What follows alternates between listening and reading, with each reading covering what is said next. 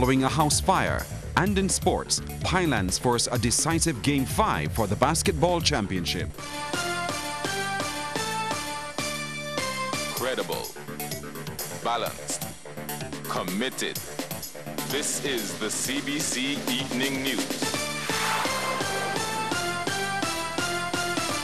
Good evening to you. I am Pearson Bowen. Barbados is reporting its first confirmed case of chikungunya. The case, however, is an imported one. Minister of Health John Boyce says the confirmed case was one of 7 suspected cases sent for testing last week. That person, however, has since returned home. Overall, Barbados sent as many as 62 samples to be tested. The minister wants residents to take the necessary steps and assured them that public health officials are working to prevent the spread of chikungunya. Our public health officials will continue to undertake all protective measures as are needed at this time to address this situation, including fogging, enhanced surveillance of ports of entry, collection and analysis of data from the various public health care facilities, health education, and other source reduction activities.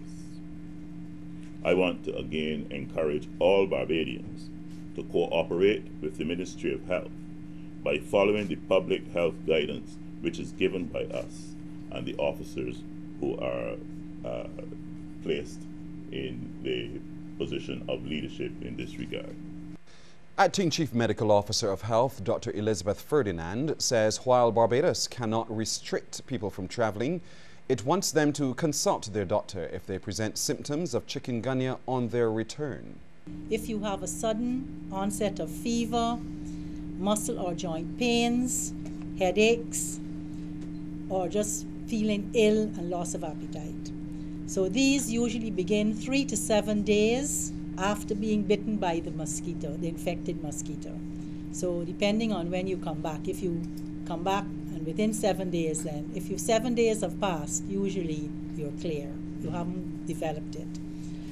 And as Minister said, do not take aspirin. Meanwhile, at least a dozen more cases of the chikungunya virus have been confirmed in Guyana. Last week, Guyana recorded its first 2 cases of the disease. All of the cases so far were found in the Berbice area, with many of them coming from sections of Kanje and Quarantine. Meantime, Dominica's Chief Medical Officer has reported a significant increase in the number of cases there over the last 2 weeks. David Johnson says there are now just over 2,100 confirmed cases, but the true figure could be higher since everyone does not report to health facilities. 2 families comprising 10 people are pondering their next move after a fire broke out in a close-knit St. Michael community early this morning. 2 homes at 3rd Avenue, Paris Gap, Westbury Road were completely destroyed. One was occupied by Sean Carter, the other by a couple, Angela and Leroy Downs. 1 car was slightly damaged. Aside from the intense heat, the fire knocked out power and other vital services. However, Leroy Downs was alerted about the blaze by a neighbor. I was inside and I was in front sitting down, and Mr. Carter, I hollering out, fire, fire, fire. My house burning, fire. I get up and open the door. When I open the door, I see all the blaze, and he running down the road. Downs says the home was uninsured and he only managed to save a few items. Few clothes. When I brought up the first set of clothes, and I put them on the car was parked there when I was going back. If I was parked into the house or the electric wire, so I say I'm going in, I turn back, so I ain't gonna get trapped. Police investigations continue into yesterday's shooting death of Derek Hunt in Lynch's St. Philip. Hunt, a mental patient in his late 40s, lived in that area. He was reportedly liming near his home when an unidentified vehicle passed by and several gunshots were heard. Police say Hunt was later found a couple feet away from the scene with multiple gunshot wounds about the body. He died on the spot. A St. Michael man deemed extremely dangerous is on the police wanted list. He is Naibingi Green, alias Kiki, 32 years old, of Dunlow Lane. He is about 5 feet 6 inches tall, slim build, has a brown complexion and brown eyes. He has a bulbous nose, crooked teeth, and dark brown hair. Green has advised that he can present himself to the police accompanied by an attorney at law or a relative, and anyone who may know the whereabouts of Naibingi Green is asked to contact the police emergency telephone number 211, the nearest police station, or Crime Stoppers at 1-800-8477. In other news now, the head of the Masqueraders Association has been weighing in on the decision to retain four-day morning jump-up on the traditional Friday night. Chetwin Stewart, who was a guest on today's edition of Festival Stage, says the change would have caused major headaches for the festival. Lisa Broom has more. In April, Culture Minister Stephen Lashley announced a new date for the hugely popular four-day morning jam. He said after consultation with stakeholders, the early morning party would be held on the Saturday. But 36 hours later, he came back and said it would revert to the Friday night after the Pickety Crop finals. And that decision had the full support of the Masqueraders Association, as President Chetwin Stewart made clear during today's program. He says the one thing that should not be done is tampering with the major events of the festival. After you have a festival for so many years and you're trying to uplift it, you don't come and move Juve and put it as Saturday night. That would kill any Saturday night fete. There's no promoting Barbados who's going to go up against Juve. He says the move would also have jeopardized the other marquee event for the night, the finals. People don't understand. The reason why the finals is surviving is because Juve is there. If Juve is not there and the finals is an open night for promoters, and somebody decided to bring in Masha Martin the Friday night, the finals don't stand a chance. Mr. Stewart says band leaders have to take security on the night more seriously. A lot more security is necessary, especially with what we call the culture we have here in Barbados. Bajans like to take part. I travel all over the world, go to all kind of carnivals, people stand up and watch, but Bajans like to get involved. So if you take a Juve band on the road and you take people on the road, you have a responsibility now to secure them, you know, and that is something you have to take very seriously. He is also concerned about the number of people on Spring Garden once the jump-up ends. We have proposed to do a loop, okay, where then bands can start on different parts of the loop.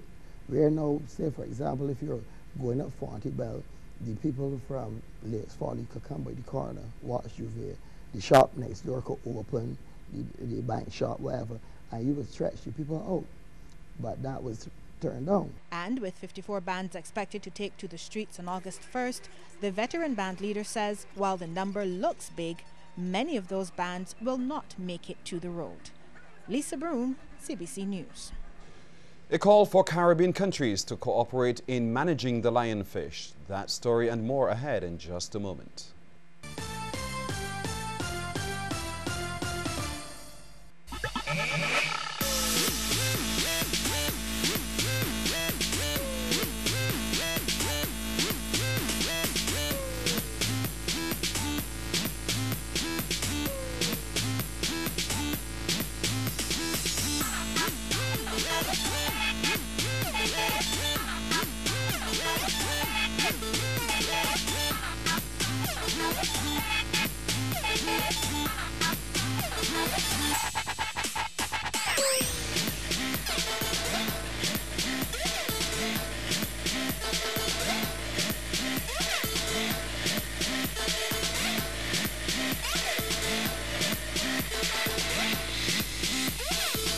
In concert with community, in harmony with humanity, feeling the rhythm, hearing the rhyme, moving to the beat of the time. Modern Enterprises giving back, proud to be giving back, caring and sharing and serving and giving back.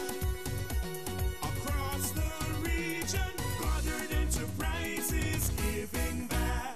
Your favorite cities just got closer, announcing the enhanced Scotiabank Aero Platinum MasterCard. Now you can fly to New York or Miami with just 20,000 Scotia points. Take off sooner and redeem your points later. With your new Scotiabank Aero Platinum MasterCard, you'll receive up to 12,000 Scotia points, plus chances to win a fabulous trip to New York City. Apply by July 31st. Call 1-800-744-2672 or visit your nearest branch. Scotiabank. Discover what's possible. 50% of people with sensitive teeth do nothing about it. What they tend to seek is immediate treatment. I recommend Sensodyne Rapid Relief. There's a very simple test you can carry out at home. Grab a little bit, rub it on the area that's causing the sensitivity, and in 60 seconds you can see that the sensitivity that you previously experienced is now gone. Using Sensodyne Rapid Relief on a continuous basis helps prevent sensitivity in long term. It's an everyday toothpaste with a bit of an oomph.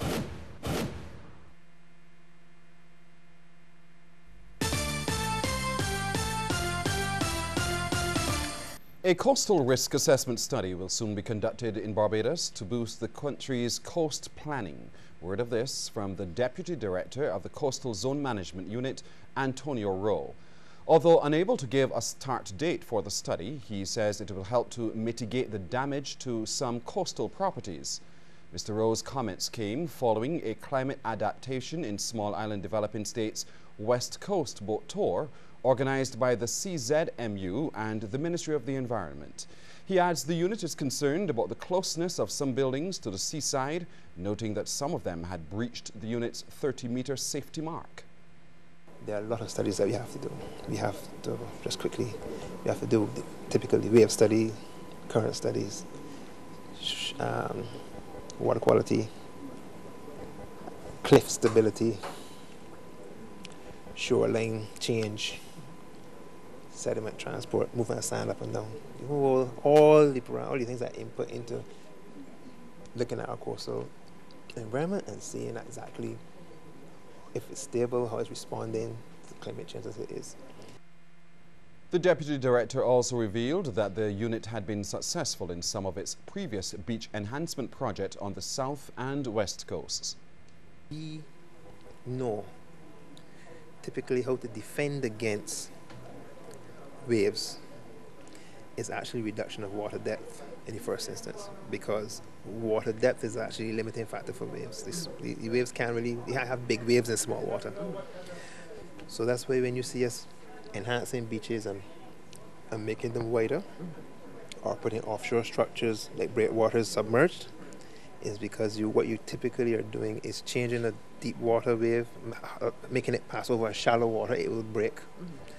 Meanwhile, a Grenadian senator who took part in the boat tour thinks there needs to be greater collaboration between Caribbean islands in managing the lionfish problem. Senator Simon Steele told reporters the sea creature had also impacted on that country's marine life. He notes that his country has created several programs, including training of fisherfolk and launching several public education campaigns.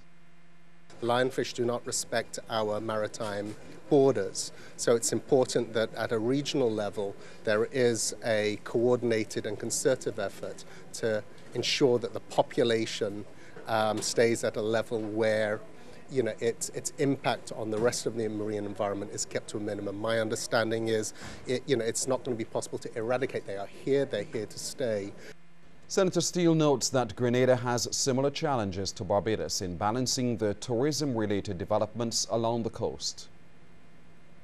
Some of the issues that have been highlighted, and again we're experiencing this today in Grenada, are a lot of the land-based demands and the impact what is happening onshore, the impact that is having on the offshore environment.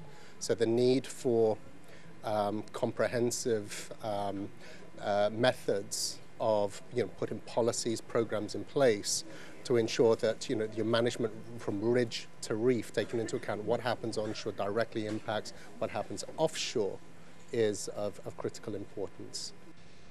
There is a possibility that avenues may open up in Korea for one of Barbados' leading female soca artists. It's Alison Hines, who is also the ambassador for the Business and Professional Women's Club. This comes after she represented Barbados in the Korean island of Jeju as the International Goodwill Ambassador. In that country, she says, Koreans got the opportunity to hear soca music for the first time through her many performances. She made the disclosure to the media at the Grantley Adams International Airport.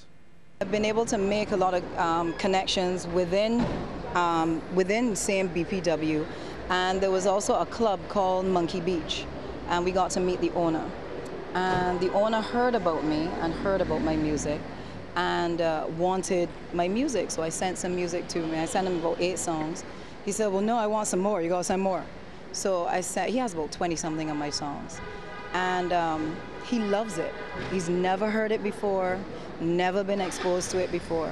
And he said what he wants to do is start playing my music in his club.